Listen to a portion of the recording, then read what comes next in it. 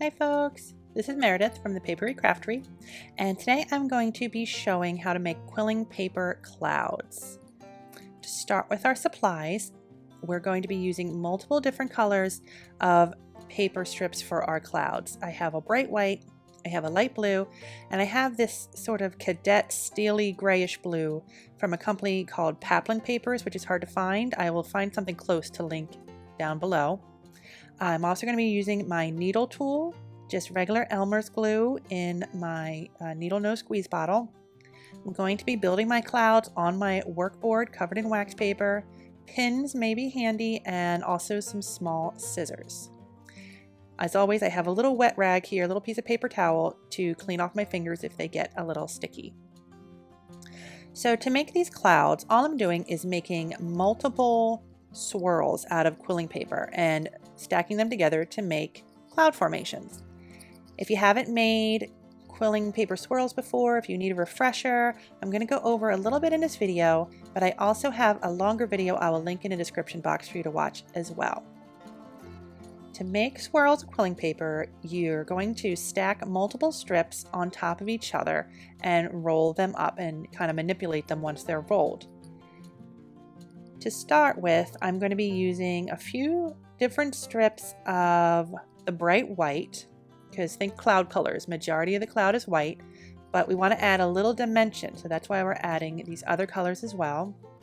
This is the pale blue, a little harder to see on camera than it is in person, but I promise that is a slightly darker shade. And then for sort of the bottom of the cloud, think fluffy clouds, but they do have a tiny bit of a darker blue in them, especially towards the bottom, maybe even if they're getting a little bit kind of stormy rain clouds. That's where that kind of cadet steel blue comes in. So I'm stacking them, the darkest color on the bottom, and then the pale blue, and then the three strips of white on top. We're going to be adding a little bit of glue between every layer of paper. You want them all to be lined up on this end. They don't necessarily have to be the same length going the other way. It is handy to have them similar. You don't really want one to be really long, kind of get a little unwieldy that way, but you want them to be around the same length. And I will note all these strips are about 6 inches long. The more you make these swirls, the more you'll realize how long the strips need to be to get the size swirl that you want. So we have the glue between each one. We've pressed everything down, and we're going to start rolling. The direction you roll is going to determine which color of your strips is on the outside. Because we're looking for big, white, fluffy clouds, we want the majority of the swirl that we see to be the white. So the darkest color is going to be on the inside of the roll. To start these swirls, it is a little tricky, especially if you're not very familiar with a needle tool. Again, I'd recommend you watch my other video that goes into more detail about rolling these swirls. You really got to kind of push it and roll it with the hand holding the paper. Take your tool out, let it kind of naturally relax, and then you can start manipulating your paper to open up your swirls. And this is kind of where the magic happens. You can see I'm pulling each individual strip while holding it together with my other hand. That's what makes the swirl open and look separated and full. I want it to be a little bit bigger, so I'm going to start pulling a little bit more again. Each strip, one by one, you can pull. Let's say you decide you have a little bit more space than you want, you can push them back the other way. That's all there is to it. There you have a little swirl, lightest on the outside, and the darker color in the middle. And I want this to kind of have a spiked end, so I am shingling with my scissors my strips a little bit longer as I get to the bottom, and then I'm going to add a little bit of glue in between each layer of this part, smooth it all together with my fingers, and it'll make a nice swirl on one end and a little bit of a spike on the other side. And that is pretty much it. This is one type of swirl that I use for my clouds. I do have another example. Then we're going to start off just the same way that we did before. Move everything out of the way. You will have a good amount of excess pieces left over from your swirls. If they're really long, you can keep making swirls out of those pieces. Those are a little on the small side for what I want to show. So I'm just going to start over with more strips again, about 6 inches. I will have some excess on this one as well. So see, we have two strips of white that time, and 1 strip of the light blue and 1 strip of the slate blue. I wouldn't make these swirls less than 4 strips, and really any more than 6. You can make them really big the more you practice. For the clouds, it's not really necessary unless you're making, super monster clouds. But you'll see when we put it all together, it fills up pretty nicely. So again, I'm stacking like with like, so I have the 2 whites, and then the light blue and the dark blue. Smooth everything together. Separate one side so that I can squeeze a little bit of glue between each layer there. And you really need a very small amount for this part. You can see I'm barely putting anything between each one. It's just enough to get the very edge to stick together. And squeeze, squeeze, squeeze in all directions so that everybody's nice and lined up. There we go. That should be good. And we're going to do the same things again with the dark on the inside. But that's because, like I said, I want this cloud to be mostly white and fluffy. This cloud's not going to be a super stormy cloud. So I roll a little bit, and then I start to separate it the same way I did last time. A little bit of a pull on every layer just to open up that swirl.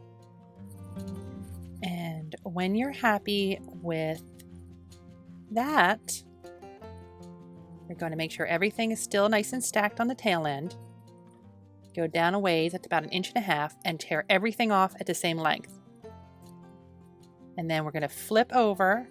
We're not going to bother gluing this time. And we're going to roll the opposite direction to make an S swirl. And so we have the big swirl that we formed by separating the first time, and then that little swirl on the other end really gets kind of that cloud idea going.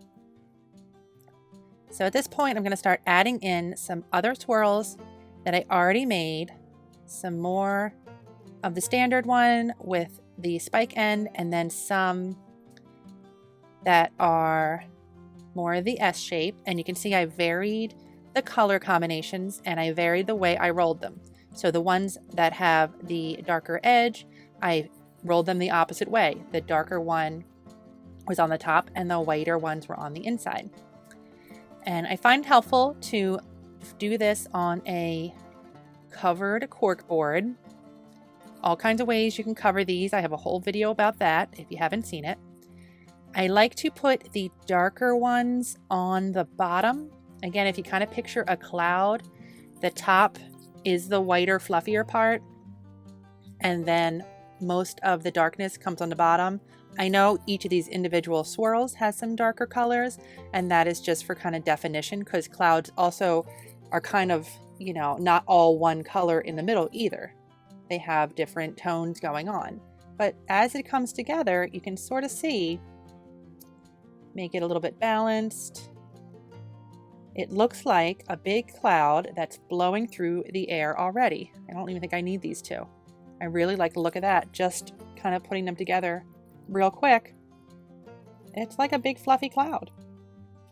And at this point, all that it needs to be done is to add a little bit of glue in between each one where everything touches. A little bit of glue. I'll start in the middle there so I can remember the shape that I have here. Pins are always handy. Keeps everything nice and tight. A couple there. Sometimes swirls like to kind of bounce around because they're so springy. There we go. That one back there. This one was sort of tucked over there. So you can see where the spiked ones come in handy because you can sort of just put them around and between and it looks like just an offshoot. And because we shingled them, They slide in really nicely. They don't have that blunt edge that makes it look really bulky where they're attaching. And then the S shapes just give a nice body, just like that. This really could not be any easier. And it's a great way to practice all of your swirls. Once you're happy with your shape, let that dry. Add in any other pins that you think might be helpful. And once it's dry, you're ready to use it in your quilling crafts.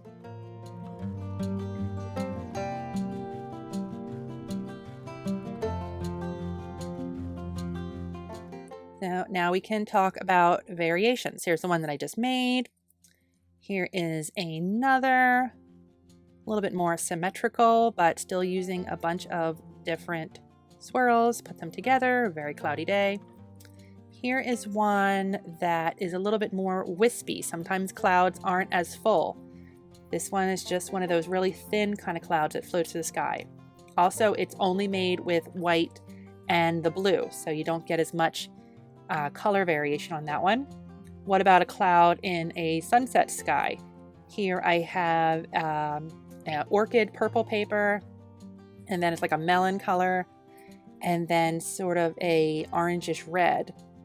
And same process, different swirls stacked in different ways, and it looks like the vibrant colors that you see in clouds during a sunset. You can do all kinds of things with these. You could even maybe use these as water. They have that same kind of movement, and it looks like ocean waves. Definitely a good starting off point. Lots of inspiration in different ways to use your swirls.